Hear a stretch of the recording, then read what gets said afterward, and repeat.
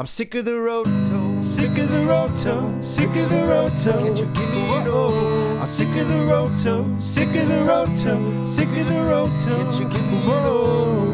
And it's early on a Monday. Are you lying or telling the truth? And the suffering of the lowers. Whoa, he's the man for you. Rise me up on something new. Shooting me down. Rise me up on something new. Shooting me down.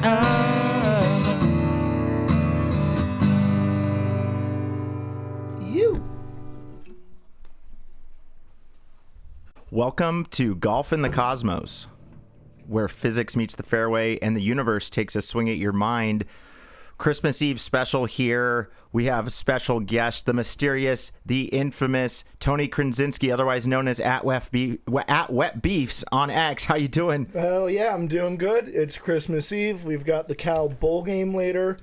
The Sheraton Hawaii Bowl against Hawaii. I'm super excited for it. We have a fun drinking game going on. So yeah, I'm hyped. I'm hyped to be here. Thanks for having me on the pod. Hey man, thanks for joining. You know, I know we go way back. But honestly, what you've done on X has really inspired us to start our pod. I mean, you go live on was it Spaces? Mm-hmm. And you get thousands of viewers, and you guys get real into the Cal football kind of preview. It's really been fun to watch, man. So thank you for the inspiration. Hell yeah. No, it's fun. I think we're creative people, and we have our passions, and we just want to talk about them and figure out a way to potentially get people to listen to it and have fun doing it. Yeah, no, exactly. That's what it's all about. We were able to play golf with Tony yesterday, and it was I know you live in New York City, right? So yep. It's not like you're getting that much golf in right now. But I was impressed with some of the work on the sim you've been doing. Yeah. Can you tell us a little more about the sim, what that looks like, the logistics around the sim, and how that translated for you yesterday? Yeah, I feel like the sim is really good to help your swing. It's terrible to help your game.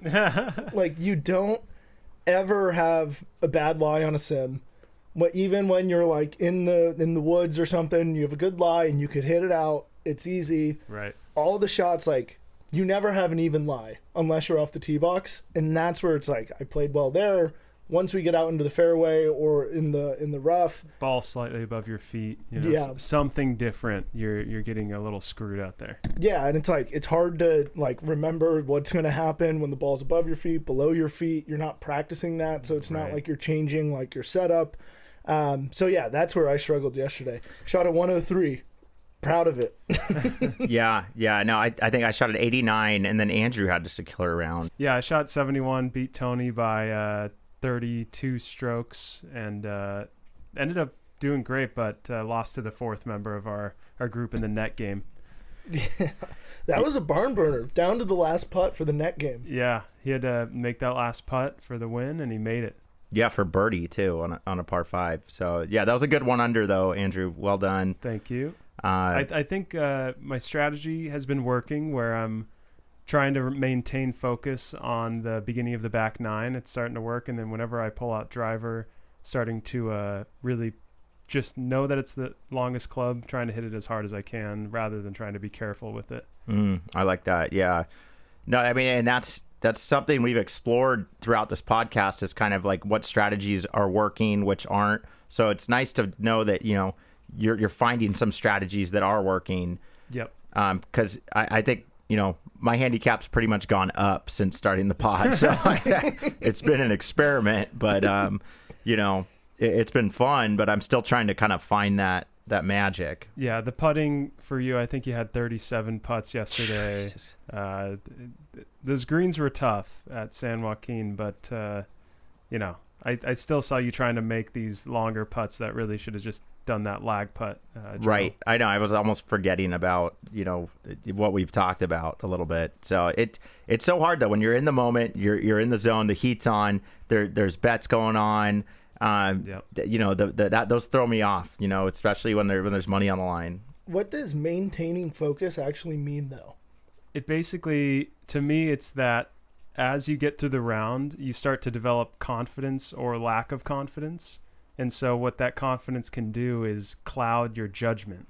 And so if you're making decisions based on, I've been hitting this club really well, or I'm hitting this club poorly, you start to make decisions that end up putting yourself in tougher spots. So it's like I could have taken driver on hole 11 yesterday, but I decided to take 3-wood because I knew I needed to just have anything inside 150.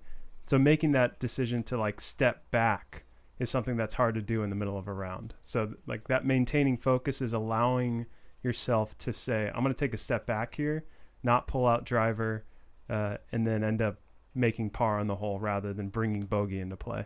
So you're basically saying, I'm looking at the bigger data that I have, not just the immediate last 9 holes that I've been playing. Exactly, yeah. Because the handicap is built on the last 20 rounds or whatever. So if you're trying to make a decision on what's happening today in general, you're going to kind of miss your handicap and you're going to end up shooting over it most of the time. Interesting. I do the exact opposite. I show up and say, my golf swing is happening this way today, so I'm only going to play that. Like yesterday, driver wasn't there. Right. I was only playing the 4-iron off the tee.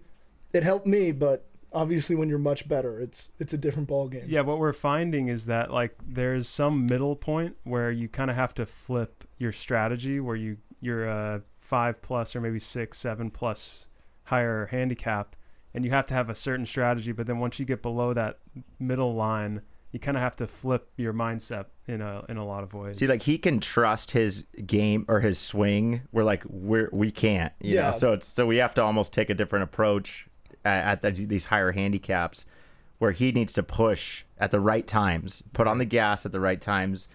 Otherwise, he's just going to get a mediocre, 5 over, and it's like, well, I left something out on the table. He doesn't want to leave, right? You don't want to leave something on the table. Right, and there are times where I have to say, gosh, I want to go for this, but I need to be conservative here and take 3-wood off the tee or 4-iron off the tee, instead of being like, I can drive every single green. Like, it just doesn't work over 4 hours. Yeah. So. Well, and that's what's funny. A lot of the commenters are just like, I go the longest club every time. Closer to the hole, he always equals better score. It's like, that's just not, patently true. Not at all. Because you're bringing, this common idea where the longer you're hitting the ball, the more 1 degree off is into the shit. So like you're hitting your driver and 1 degree off with the driver goes, let's call it 20 yards left. But 1 degree off with 5-iron, which is what Tony was hitting off the tee, right? Yeah, like that.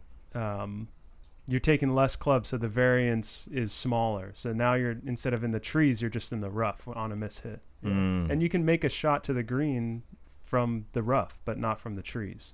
Yeah. Right. No, that makes a lot of sense. To answer your question though about the focus, for me, it's zooming out and going, the cosmos is much bigger than me. It's much bigger than this golf game. And trying to kind of, for me, it's blaming when something bad happens, to go, a rock moved on Mars. That's not my fault. Because it's so often, and I even get pissed off out there, but it's like people get so pissed on the golf course when something doesn't go their way.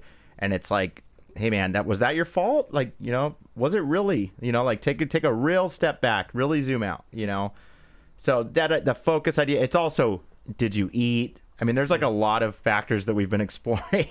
Yeah, we ate half a burrito after 9, and I think that was essential for me. If I didn't eat that, me too. Back 9 would have just been awful. Right. I know. No, that was really good, and that last post picked up a lot of comments and stuff about, people noticing that, like, yeah, if you're not, one person commented, Tiger said, just be like eating the whole time. That he once said that in the past. Yeah. So that's definitely important stuff. So what about, how does drinking fall into that? Does that count? Well, there's calories in beer. Yes. Yeah, you can get something from it. It's funny, the Grint, when they did an update like 3-4 years ago, maybe it was longer ago, they added a bbutton for like if you cracked a beer on that hole, like, so they start tracking that they're stat. tracking that stat. Like, did it help or hurt? So other people are thinking this, as well. It's my most used button on the Grint. Yeah. That and putts. Yeah.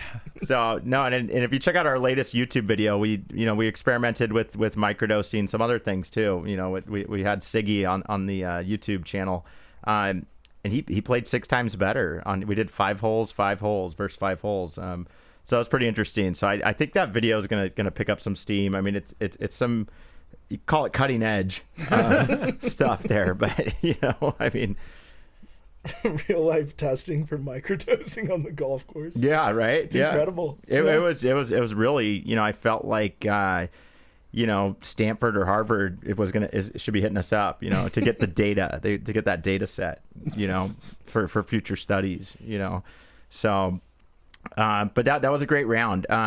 But I want to get a little more into the sim life, because it's something that me and Andrew just we don't need to do that because the weather's pretty good here in Southern California. But in New York City, what does that look like on a week for you? Like, how often are you hitting the sim? How much does it cost? What is that? What's that life like, the sim life? Yeah, there was, by my old apartment, there was a sim that was $20 a month. And then every time you go, it's essentially $20 an hour from there. So I would try to do it Monday mornings. I would go once Monday mornings, and then sometimes Friday mornings as well. It's just like a good switch up between working out in the morning. But it was interesting. It's like you pick the club you want to work. You only bring that club. And I felt like my iron game has taken so many steps forward.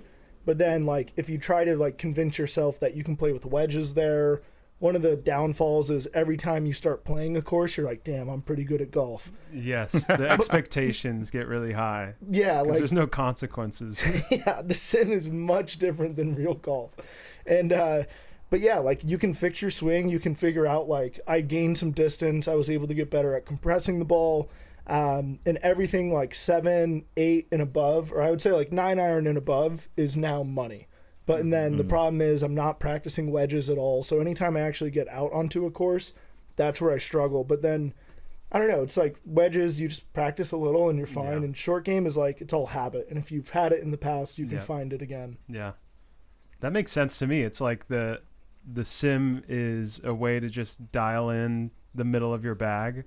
Because even driver you can do, but it's not like you're getting the consequence of missing a fairway. So like you're still swinging probably too hard or doing something funky there, but you really get that middle of the bag in tune, so that at least when you go in the winter in New York, you go from that to here and you could actually hit the ball. Yeah, like I felt good off the tees and in the fairways yesterday, but once you're close, you get smoked. Yeah, that the sensitivity is really hard to develop without actually golfing. Right. I noticed it on your putting. It's just like the sim, the sims you're using doesn't have putting. And so there's just no way to practice that in the winter, you know. I've thought about either getting some of the putting things or literally like I have hardwood and a rug, just like might be actually really good putting. It's probably the fastest green I'll ever play is hardwood. Right. At least for just pure aiming. But then you realize that no house is built level. Yeah. So, undulations. So there's a break to it, actually. Yeah. But once you figure out that break, then you could just play it. But yeah. But I think it would be good for speed and like being able to control the ball from like just getting the reps, I think is more important than. For sure. Yeah. No, that's great. Yeah, your putter is pretty goofy. It looks like a wedge. It's a 3-iron. No. It's not a 3-iron. How lofted is that little putter you have? I mean, it's a flat face. Okay. But it's essentially the old Phil Mickelson putter. Right. That he called the Tiger Slayer, I believe. So I play that. Oftentimes I will be looking in my bag for my putter. And I'm like, did I leave it on the last hole? Because it looks like an iron. It looks like a freaking iron. Yeah. So it's really hard to find in the bag. And I at least have like 2 to 3 panic attacks every time I play golf because I'm like, fuck, I left my putter. I love it. So Tony, I mean, again, you are at Wet Beefs on X, and I love, you hide your identity on purpose. And I think that gives you a lot of creative freedom to kind of say whatever you want, say maybe what's true and other people won't say, specifically around Cal football. Again, tonight is the big Cal versus Hawaii bowl game. Maybe you're listening to this after the game, so you'll know the result, but we're really looking forward to that game tonight. If you want to give us just like a little preview of the game, I know this is your specialty, so we'd like to get into a little more of college football talk. Yeah, let's do it. I think I'm taking the over. I got it at 54.5. I don't know what it's at right now. Apparently there's inclement weather, but I don't ever check the weather before I make bets. In Hawaii? Yeah. Interesting. I think there's going to be some rain. There might be a storm there. But yeah, I'm expecting a lot of points. I think right now Cal is at a turning point where it's like we need to become a national brand. So right now what's happening in college football is 2030 is the next TV deal going across all of college sports. So basically what happens there from the last time around when these TV deals happened, that's what killed the Pac-12. Is we were trying to get a new TV deal. We had a very good deal with Apple, but the commissioner, who I believe was Larry Scott at the time, didn't want to go to streaming. He felt that was like not the way to go. He wanted to be on traditional TV, and that's where everything was housed. It actually was the dumbest decision ever. He goes to a marketing professor at Utah, says, you guys are worth $50 million per school. I believe the offer was like $32 million per school, which is pretty good. And so Larry Scott turns it down. What ends up happening is the first schools to leave were USC and UCLA. They decide to go to the Big Ten. So that's what started the domino effect of the Pac-12. And I'm a Cal alumni, so that's why I kind of care about this stuff. And then we go way back due to that. Yeah. But so USC, UCLA started the breakup of the Pac-12. Yeah, because they were concerned about this deal never getting done. And then ultimately what happens is they lose money, and then you lose relevance. And that's the last thing you ever want, because you want to be relevant for recruiting. Recruiting is basically like the foundation of every program. You need to have a strong recruiting foundation. And that was the issue of like everyone was worried about this deal killing the Pac-12, and it ultimately did because there was no deal that happened. So USC, UCLA left to the Big Ten. Oregon and Washington shortly left thereafter. And then everyone had to scramble and figure out things there. So that's how Cal and Stanford ended up in the ACC. Which is funny now. There's a lot of ACC football games played a few miles away from the Pacific Ocean, so it doesn't really make sense. The Atlantic Conference, right? Yeah, brought to you by the Pacific Ocean. Right. No, that is interesting. And then what blows my mind too, I mean, so Cal's team this year, we have this quarterback, JKS. He's from Hawaii. That's what makes this game a little special tonight, is that he's playing near his hometown for kind of like, his home fans essentially. But I was all in on them. They won their first 3 or 4 games, and I put bets down on Cal winning the ACC, Cal winning the national championship, Cal making it to the college football playoff. And he was a freshman, so it ended up playing out. And then I went to the SDSU game, and we got skunked like 30-0. Yeah. And that was rough. It was rough for me, but what are you gonna do? But then I see Duke wins the ACC football championship. I'm like, doesn't Duke play basketball? Like, what's going on? Like, what happened there? Like, was that a scheduling thing? Like, why they didn't play hard enough teams? It was really weird. So the ACC has a really weird tiebreaker that they're actually working on changing for next season. But ultimately what happened is all these conferences' rules are built around everyone playing each other. Right. And when you expanded, and now I think there's 17 teams in the ACC, not everyone plays the same teams. And so there's a weird tiebreaker of Duke being able to get in. There's like 6 teams that were 6-2 in the conference, and they had the tiebreaker win. So that's how they got into the ACC championship and then won. The team we sent to the college football playoff was Miami. So a team who didn't even play in the conference championship. That's what makes no sense to me. It's so stupid. The highest ranked team, what it should be is the highest ranked team is the tiebreaker. And Miami, I do think, is a very good football team. They have a really good defensive and offensive line, which I think is the most important thing in football. And then they just beat Texas A&M, who is a very good SEC team, but they only played the bottom half of the SEC throughout their season. So there's like questions about that that as they well. made the playoff that way, yeah. Yeah, and then the playoff is weird too, because when you're talking about Miami and A&M's not involved in that, but Miami and A&M beat Notre Dame, and Notre Dame went on this huge press tour after it was announced they weren't in the playoff. They got slighted.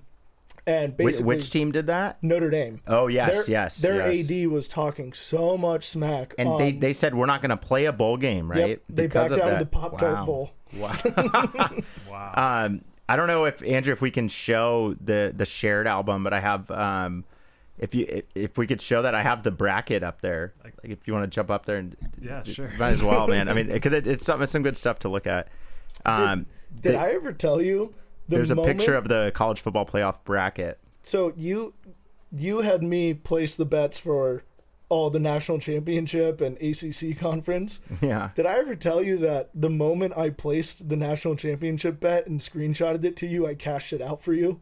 Well, that's money for you, Tony. No, I sent it back on Apple Pay. No, but I thought you said it still was letting us after the SDSU. There was a different one. There's the cash out, I think, because we kept the Heisman one because I thought that would have been a really fun one to keep. Right. And then I also kept the ACC one because you're saying the national championship one. You basically never placed it.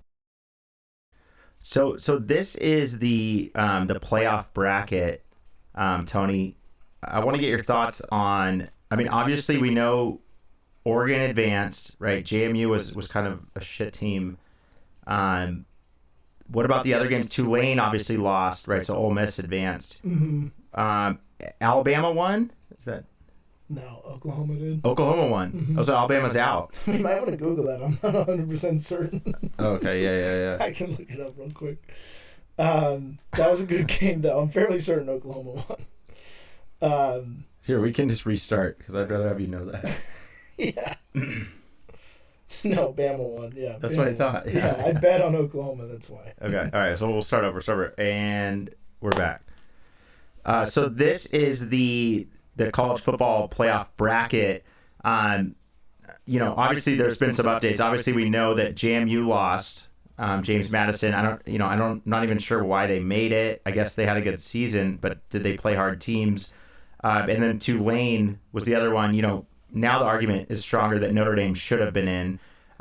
Ole Miss advanced, and then did Alabama win? Yeah, Bama won. Okay. And then Miami won as well. But this is where I kind of, how do you get a team like JMU to ever field a decent football program if there's no chance when they have a really good season to not get into the playoff? That's where I think it's like, there is an argument there of if you perform well against who you play against, you should be in no matter what. Like I think they were 11-1 in their season, and then they won their conference championship, so they were 12-1 going into that game. Yeah, we can stop sharing it too because I know the mic's doubling when we share. I fixed that.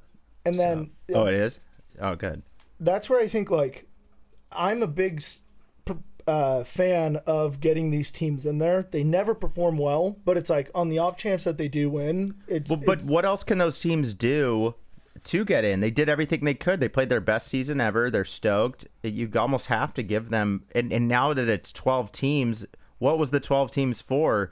It was to not screw those teams over. Exactly. And like no matter what, if you go to a 16-team playoff, the teams at 17, 18, and 19 are going to be making the same argument that 13, 14, 15 are making right now. Like, yeah, if you have a finite number of people getting in, there's always people on the outside. But that's the point of a playoff. Like, right. You have to be able to, I guess it's subjective and it's not really an objective way of getting people in, but it's also, you have to reward those types of schools or else their football programs will be gone in 10 years if you just can't give them any type of reward for playing the season that they had. Yeah. No, I personally love seeing the 12 team because it gives, my school, Cal, it gives them maybe a chance in hell of making it one year. So we would, and the team that we want to look at in the future is Indiana. So Indiana is the losingest school in NCAA history. 2 years ago, they brought in Signetti, actually from JMU. And now they're the number one ranked team. They just had the Heisman winner who went to Cal last year. That's what blows my mind is we used to be cheering for that guy. Yeah. And then he left and we were like, F you, man, Mendoza. And then he wins the Heisman. Yeah. And it's kind of like, it's a gray area for Cal fans of, there's a lot of people who still are fans of him. There's a lot of people who aren't. There's some rumors about what happened when he was leaving of, one, he made a phone call to JKS and said, don't come to Cal, like you're not going to be developed here. And that's what people think made JKS flip to Oregon originally. Oh, wow. And then he made some demands, and we met those demands within 24 hours, and he still left. Wow. Those are rumors. Allegedly, that's what happened, but I'm pretty good grounds. I've been told that that's the truth. Wow. Okay, we can stop sharing that the bracket. I mean, you heard it here first from Tony. That's the scoop on what happened with Mendoza potentially. But the good news is JKS is here to stay, supposedly, is what he said. Yep. He's in Hawaii tonight. I can't wait for that game, man.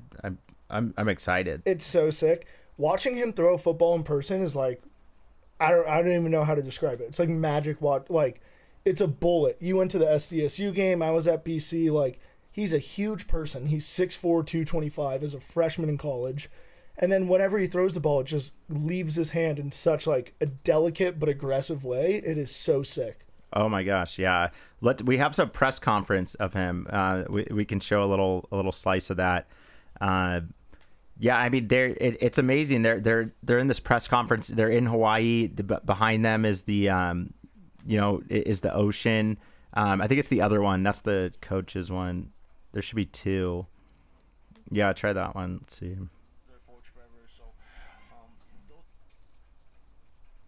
I think it's the first one, the one to the left.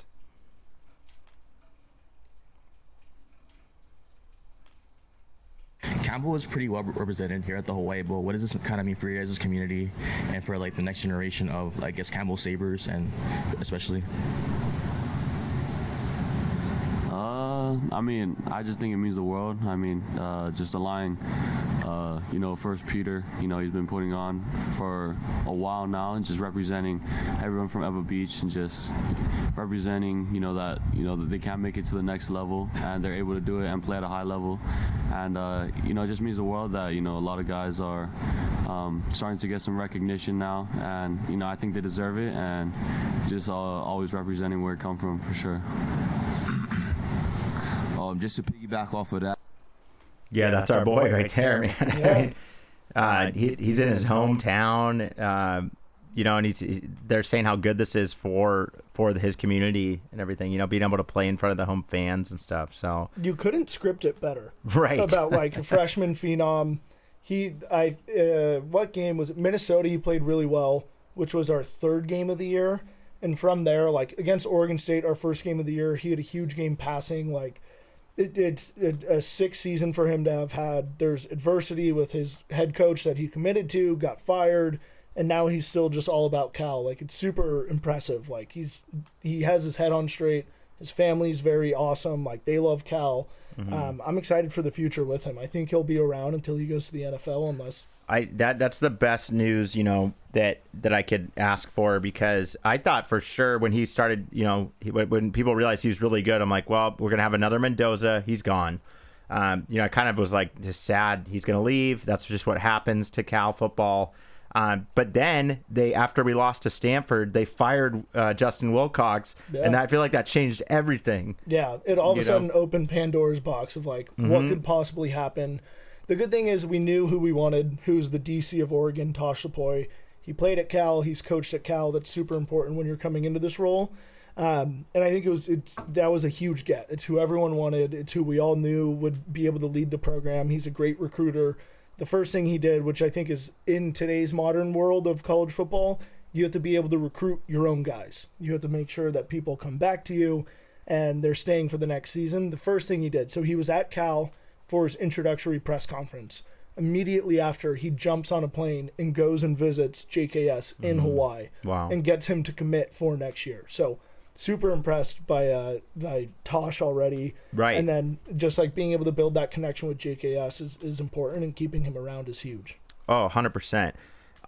Talk to me a little bit about Ron Rivera. Yeah. And what he has to do with Cal, right? This is the coach of the Redskins, now the Commanders. Right? Yeah, he was longtime coach of the Panthers. So he coached in Super Bowls. He won the 85 Super Bowl with the Bears. He was a linebacker for them. Wow. He played at Cal. Cal guy through and through. His wife also played softball at Cal. So like they're Cal family through and through. He is now the GM, which is a really interesting role in college football. We actually saw GMs come around in like 2007. I think Bama had someone in player personnel. So historically, GM was not a position in college? No, it's been in the professional, it's been in the NFL for a very long time now. But yeah, essentially it's you maintain the roster focus. So like college football, what the challenge was when Wilcox was at the helm, before we had Ron Rivera, he was managing everything with the admin. So like Wilcox had to go and fight to get us 3 meals a day. That type of job now is strictly on Ron Rivera and the GM type of role of like pulling in money from a lot of the donors, being able to handle all those relationships. Right. So he's kind of like the COO of like making sure all the operations are smooth and handling a lot of the things off the field. So Tony, I mean, I know you used to play at Cal. It wasn't like that before. No, you're saying. it was all the head coach who had to manage that, and that's what Wilcox did. He broke down a lot of barriers. Cal historically has had very tough time with the administration because not many of them love football. So it's always like, we need X, Y, and Z to be able to compete with programs like USC, Washington, Oregon. For the past 10 years have been incredible programs in the Pac-12 North, and that's our competition. We're not even getting fed 3 times a day when I showed up at Cal. Right. And that's just like something that is a fundamental aspect of college football. And Wilcox had to go and fight like for that. And so like those are the things you face at Cal that are interesting, that head coaches used to either have to deal with and try to fight it, or a lot of the head coaches would just be like, I don't care enough. I'm going to go get a different job once I have one good season here. Right.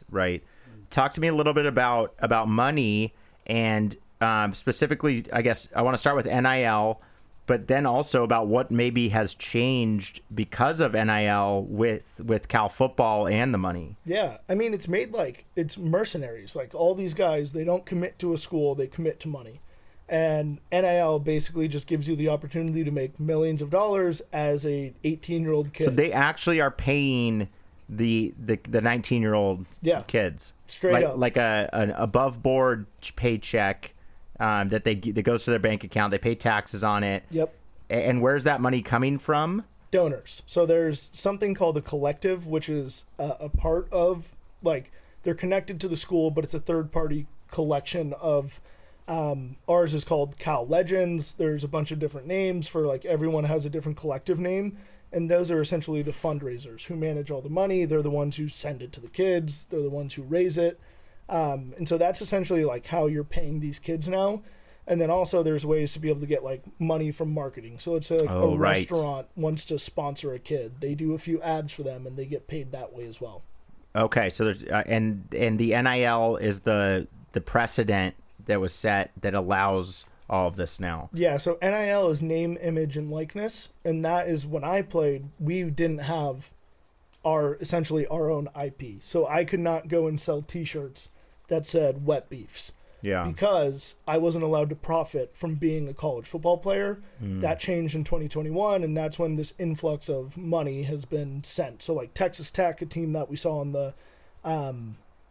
the bracket, they are spending boatloads of money. And really? It paid off. Yeah, like they have some studs that they're just paying through the roof right now. Wow. Technically, there's a $20.5 million cap that you can spend on a roster per year. But then there's a lot of backdoor money that you can do. So, like, teams are spending close to, like, $40 million a year on their rosters, which is insane. Wow. Okay, I want to show a few more videos if we can here. The Cal band was on the beach, and this is just getting people stoked on the game. That's going to be the bottom left there. I just love this.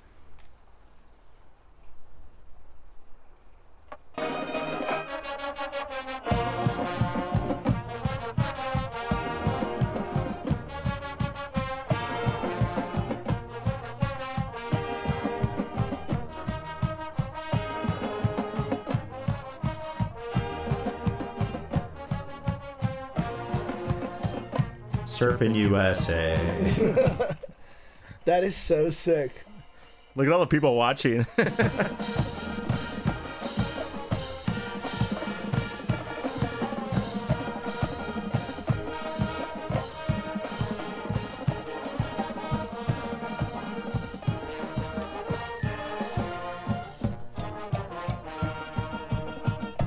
So just a little fanfare.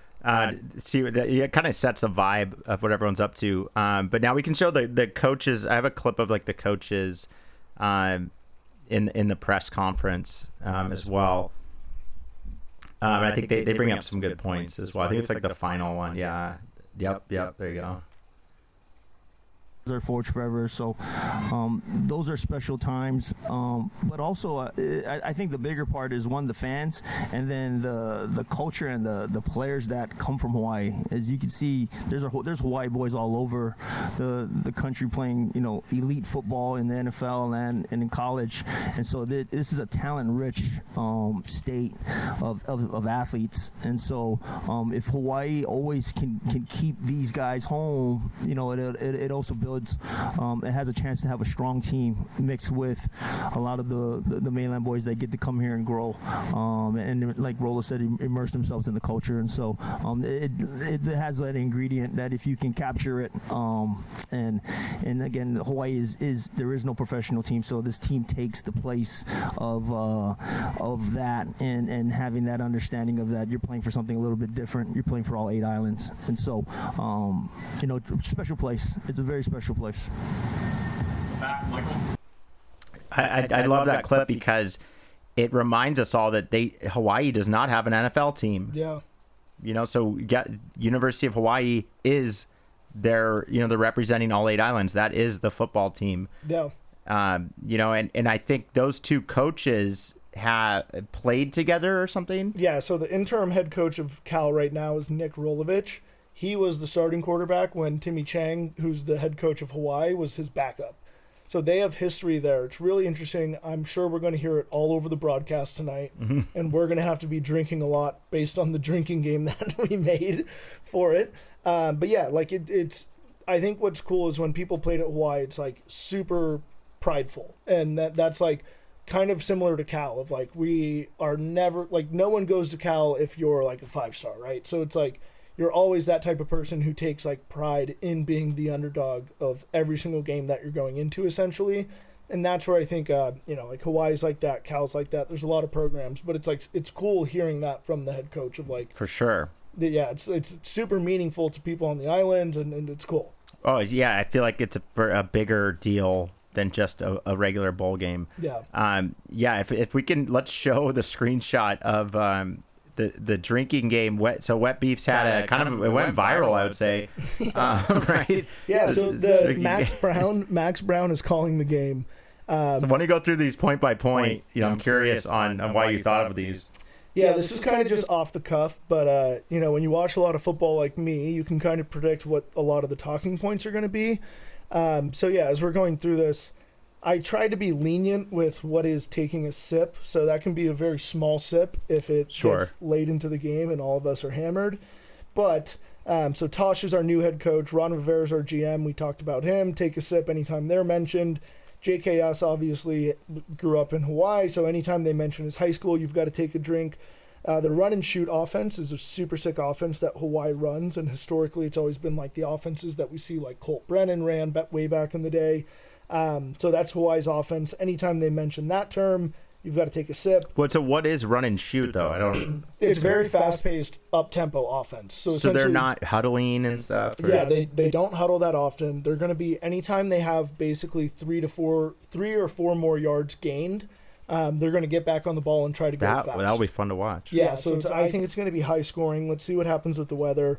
Redacted is a good joke for Mendoza. It's something in the Calgorithm that we talk about a lot. We call him Redacted. We don't call him by his actual name. Calgorithm is the Cal online community on Twitter. So anytime a meme is shown, Kaloha has become a new term in the Cal world because of JKS. And then Game Day was a big event for the Cal That's online community. That's ESPN Game Day. Yeah, we got it in Berkeley, right? Yeah, for us in Miami, which was super cool. I thought... I think Reese Davis, who's the main guy on Game Day, he said it was his favorite game day of last year. Really? Wow. Yeah, and I think that's where Game Day is. I don't watch it much because I think it's super stale. but it's cool when they go to places like Cal. Sure. Yeah, because it's new. It's not just another SEC school that we've seen a million times. Right. And everyone was fired up for it. And then finishing half of your drink is anytime what I was just talking about, Rolo and Timmy Chang, the head coach of Hawaii, when they mentioned that they played on the same team. They're going to say that at least once. Yeah, that one, I think they'll mention it once, and then because Max Brown now knows about this, I think we're smoked, and he's going to mention it anytime. And Max Brown's the color commentator that reposted Wet Beef's tweet. Yeah, he posted it on his Instagram story. So this is insider info, knows that what's going on. Ought to Go is a very good song. It's a rendition of Hot to Go by Chapel Roan that we made for Jaden Ott, who was our running back last year. And then finishing your drink, Rex Volcano is a longtime sicko in the Calgorithm. He was the original burner. So anytime they show one of his memes, we all have to finish our drinks. Mark Hamper is a receiver for us. I won't go too deep into why I put that one there. Okay, and if he gets a touchdown, though? If he scores a touchdown, we all have to finish our drink. And then Cade is our star middle linebacker. So anytime if he gets an offensive snap, he has never gotten an offensive snap, but he'd be a great fill-in for like a wildcat position. Well, these are kind of your plus 2,000s, down there. Exactly. Those are the big ones that we hope don't happen. But right. I get it. We're all drinking with our family tonight, and I think one of the running jokes is we're going to end a lot of happy marriages tonight because people are getting hammered on Christmas Eve because of this. Hey, when doesn't that happen every year during the holidays? The stress levels just go skyrocket. Yeah. Got to be on your best behavior, and this is not a way to do that. Right, not at all. Okay, well, thanks for sharing that. I'm glad we could get into that. That's a great idea. You really kind of tapped into a lot of different angles of the Cal versus Hawaii matchup for the big bowl game tonight. It's at 5 p.m. Pacific. Yep. Is the time kickoff time? Okay. No, that's great. And then the Calgorithm, that's just this kind of thing that's come into existence, right? I mean, what is the Calgorithm? So Cal has always had like a very terminally online fan base. And like there's always been like warriors within the online community of like fighting that like Cal has fans has always been the one that we had to rebuke for many years, that were good. That one is also very hard to argue, but we find our ways to do it. And then about, I think it was 2023 or 2024, we beat Auburn, and someone in the Calgorithm community called Don Grizel, friend of the program, he posted a "you just lost to the woke agenda" meme, which is it went like mega viral, and that kind of like built up like this idea of like the Calgorithm. I can't remember the exact reporter who named it the Calgorithm, but it's just like the Cal algorithm put into one word. Right.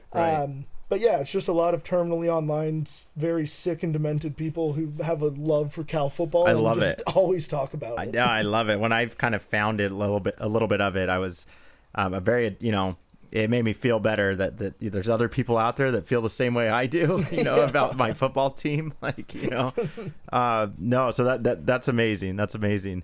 Do you want to push your you do like a weekly, what is it on X? On X, you want to push your thing on Spaces? What do you guys call it? Yeah, we call it Mass. It's weekly Mass with my co-host Nam Lee.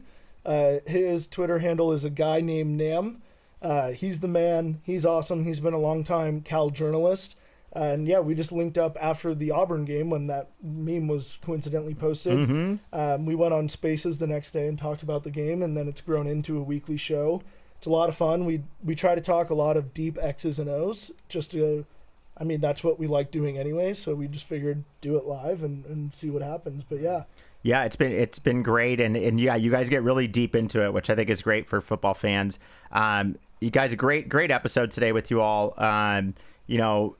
It's a special day, Christmas Eve. We got the Cal versus Hawaii bowl game. I just want to thank you, Tony, at Wet Beefs on X, Cal Football Insider. Thanks so much for being with us, man. Great golfing with you yesterday. Good stuff, Andrew. Cheers. Appreciate both of you guys. Merry Christmas, everyone out there. Yep. Hell yeah. Merry Christmas, everyone. Thanks for having me. This was a blast. We got to do it again sometime. All right. Peace to all. Thanks.